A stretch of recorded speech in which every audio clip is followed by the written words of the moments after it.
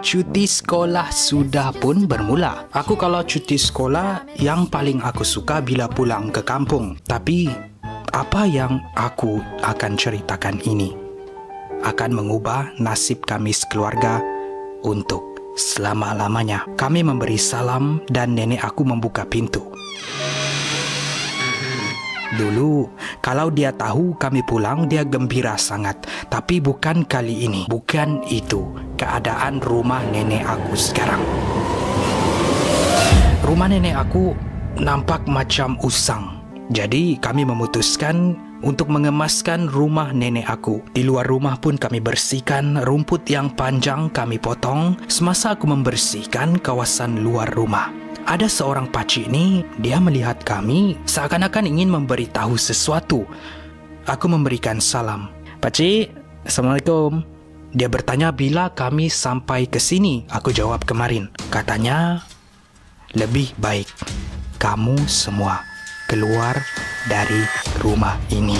Lepas dia cakap tu, dia terus berlalu pergi seakan tergesa-gesa. Aku melihat ayah aku yang juga berada di sana. Kami berpandangan sesama sendiri, tidak tahu apa yang jadi. Tapi aku pasti ada sesuatu yang pelik di sini. Mungkin juga ada sesuatu yang perlu kami lakukan. Semua ini hanya boleh dijawab oleh nenek aku sendiri. Hairan, bila aku rasa lawatan kali ini lain sangat.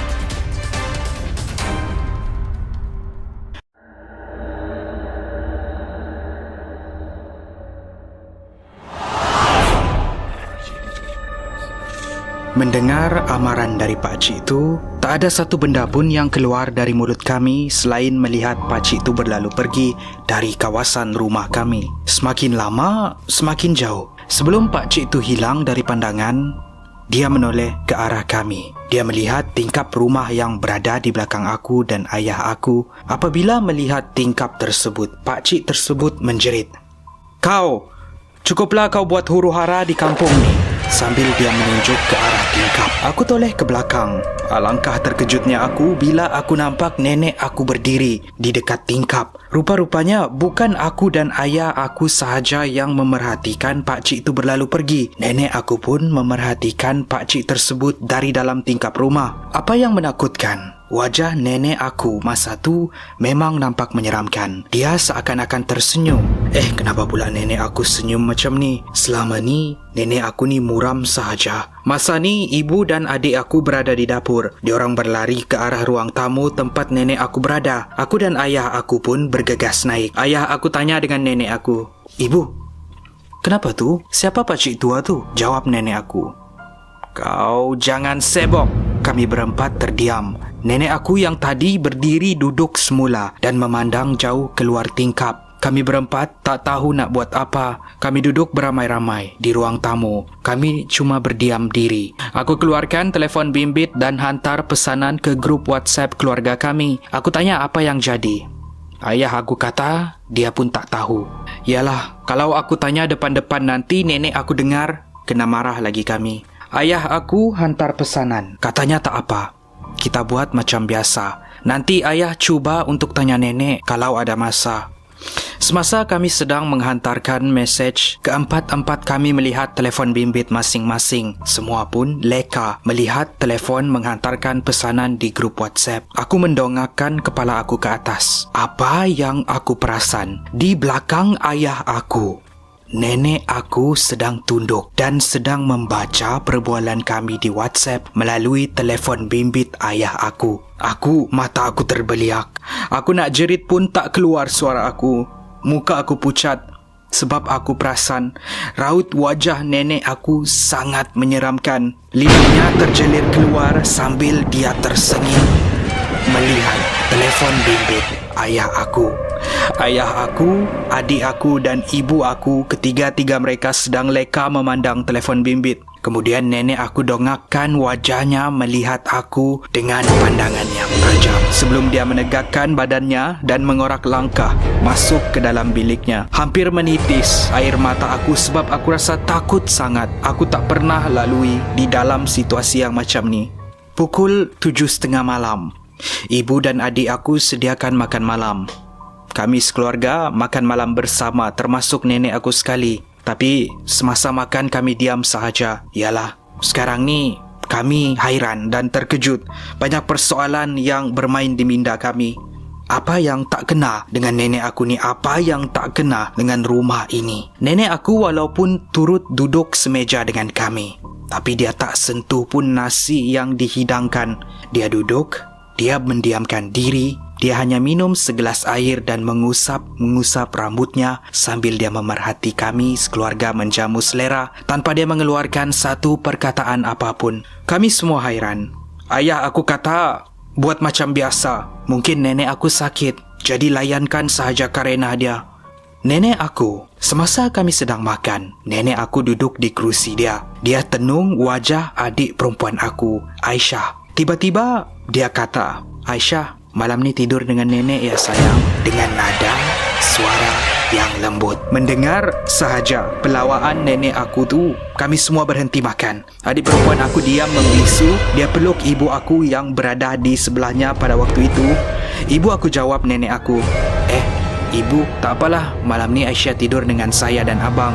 Dia ni kalau malam kena makan ubat, jadi senang kami tengok-tengokkan. Yalah, ibu aku pun cari alasan supaya Aisyah tak tidur dengan nenek aku. Kau apa tahu? Jerit nenek aku kepada ibu aku. Sombong sangat. Nanti aku halau kau dari rumah ni baru kau tahu. Sambil nenek aku menunjuk kami seorang-seorang.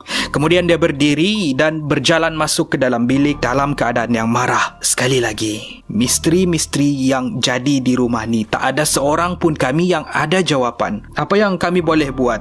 Cuma mendiamkan diri dan keliru.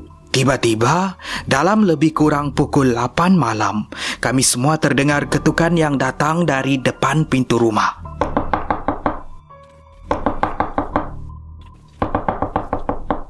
Seakan-akan ketukan yang cemas. Kuat ketukan tu. Ayah aku arahkan kami sekeluarga ikut dia. Kami keluar dari dapur, kami naik ke ruang tamu. Dia arahkan ibu aku dan Aisyah masuk ke dalam bilik mereka. Dia suruh aku ikut dia tengok siapa yang ketuk pintu ni. Sebelum kami sampai ke depan pintu untuk melihat siapa yang sedang mengetuk pintu, tiba-tiba kami berdua terdengar nenek aku cakap dari bilik dia. Kau buka, kau siap. Langkah aku dan ayah terhenti. Kami di dalam dilema. Nenek tak suruh buka pintu, tapi ada orang yang sedang mengetuk pintu seakan-akan sangat cemas. Apa yang jadi? Apa semua ni? Kenapa benda-benda pelik macam ni jadi? Tak apa, ayah aku arahkan aku untuk menjenguk dari tingkap. Tengok siapa yang ketuk di luar. Aku selak tabir dan aku perasan pakcik petang tadi yang suruh kami keluar dari rumah tu yang sedang mengetuk pintu. Bukan dia sahaja, tapi ada dalam beberapa orang yang bersama dengan dia. Dia ketuk, ketuk dan ketuk macam nak roboh je pintu rumah tu. Buka pintu ni. Keluarga kamu dalam bahaya. Wanita di dalam tu bukan nenek kamu lagi. Terkejut dengan ayat-ayat pakcik itu, ayah aku menjawab, Apa kau cakap ni? Katanya lagi, perempuan tu bukan nenek kau lagi. Buka pintu ni supaya kami boleh halau dia dan selamatkan kamu satu keluarga. Ayah aku masa tu teragak-agak untuk membuka pintu. Dia keliru, seakan-akan tidak percaya. Aku boleh lihat air mata dia mengalir. Tiba-tiba aku perasan dari belakang ayah aku, wanita yang kami sekeluarga nampak dalam mimpi, yang kami rasa ada kaitan dengan kotak misteri nenek aku. Wanita yang mempunyai paras rupa yang cantik. Wanita yang melayan kami dengan baik di dalam mimpi. Meluru ke arah depan pintu rumah. Dia buka pintu rumah. Apabila pintu rumah terbuka, dia hilang seperti ditiup angin. Terbuka sahaja pintu depan rumah. Tiba-tiba ibu aku menjerit. Aku, ayah aku dan sekumpulan lelaki termasuk pakcik petang tadi dari luar meluru masuk ke dalam bilik. Ibu aku menangis menjerit. Katanya nenek aku tarik Aisyah masuk ke dalam bilik dia. Kami berpandangan sesama sendiri. Meluru ke pintu bilik nenek aku dan cuba untuk membuka pintu tersebut. Apa yang membuatkan aku sayu? Sebab keliru. Emosi dan ahli keluarga aku bercelaru. Bila kami buka pintu bilik nenek aku, bilik tersebut kosong. Nenek aku dan Aisyah telah hilang. Ibu aku menangis teresak-esak. Ayah aku tak terkata apa. Aku terduduk di atas lantai. Apa yang terjadi? Apa semua ni?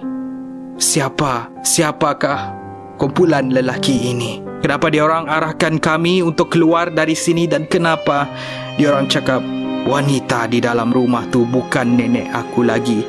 Dan di mana adik aku Aisyah? Terima kasih kerana menonton. Ini adalah sebuah kisah fiksyen yang ditulis oleh saya. Jangan terlalu taksub, anggap saja sebagai satu hiburan. Kopi-Kopi Seram adalah satu segmen di mana saya membawa anda untuk menjelajah kisah-kisah seram dan juga pengalaman misteri. Bahagian ketiga akan menyusul. Pastikan anda like dan share kalau anda rasa video ini menarik. Kepada yang belum subscribe, pastikan anda subscribe. Tekan butang lonceng di sebelah butang subscribe untuk mendapatkan message setiap kali Kopi-Kopi Go memuat naik video.